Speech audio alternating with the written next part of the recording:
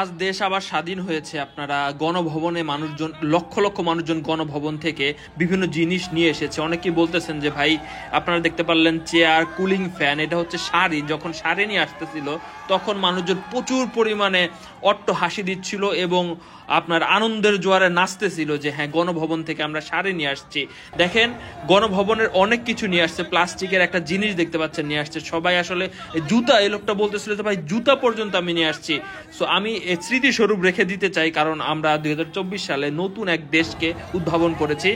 আমরা এখানে দেখতে পাচ্ছেন একজন চেয়ার নিয়ে আসছে গণভবন থেকে, জাস্ট চেয়ারটা নিয়ে এসেছে এখান থেকে। এখানে দেখতে পাচ্ছেন একটা প্লাস্টিকের ডাব্বা, বলতে পারেন যে প্লাস্টিকের ডাব্বা একজন গণভবন থেকে নিয়ে আসছে। গণভবনে অনেকে জানেন, বলবেন যে কে থাকে বা কি হয়। ভাই এখানে বসে থেকেই সারা বাংলাদেশের যত কুকর্ম আছে উনি করেছেন। সো এই জিনিসগুলোর উপরে মানুষজনের প্রচুর পরিমাণে একটু ক্ষোভ রয়েছে। তো সেটার পরিপ্রেক্ষিতে সবাই আগে থেকেই বলছিল। দেখতে পাচ্ছেন এটা একটা জাস্ট কত বড় একটা জিনিস, মনে হচ্ছে যে একটা আলমারি, এর ভিতরে কি থাকতে পারে আমরা জানি না। অনেকে বলছেন যে এটা করা হয়তো উচিত হচ্ছে না, কিন্তু বাঙালি আসলে এই যে একটা মগ নিয়ে যাচ্ছে দেখতে পাচ্ছেন, একটা মগ হিসেবে তিনি স্মৃতি হিসেবে রেখে দিতে চান। একটা প্লাস্টিকের জার, এটাও কিন্তু তিনি নিয়ে চলে এসেছেন। অর্থাৎ আমরা যতটুকু জানতে পারছি যে একটা সিঙ্গেল জিনিস নাই এখানে, ফার্নিচার সহ। এখানে দেখতে পাচ্ছেন কড়াই, গণভবন থেকে কড়াই পর্যন্ত নিয়ে চলে আসছে।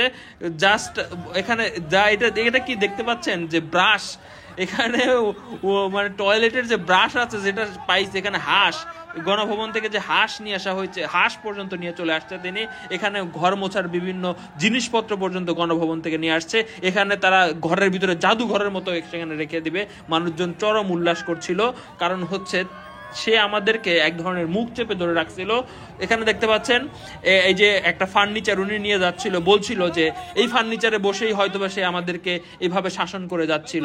তো এই জন্য আমি এটা নিয়ে যাচ্ছি। আমি খুব কষ্ট করে আমি একটা ভাগে পেয়েছি। সেখানে প্রচুর মানুষ ছিল, সেখান থেকে হেঁটে যাইতে হয়েছে, রাস্তায় তেমন কোনো যানবাহন ছিল না। এই সকল কিছু আমরা দেখেছি। দর্শক শ্রোতা দেখতে পাচ্ছেন গণভবন থেকে একদম ফ্রিজ নিয়ে চলে যাচ্ছে, একদম ফ্রিজ ডাইরেক্ট ফ্রিজ তুলে নিয়ে আসছে। এই যে দেখতে পাচ্ছেন গণভবনের ফ্যানের কিছু অংশ সে পাইছে, দেখতে পাচ্ছেন।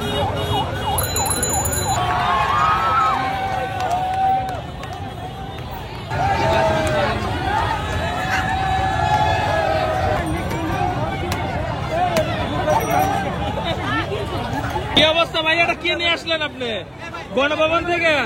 গণভবনের ভাই, গণভবনের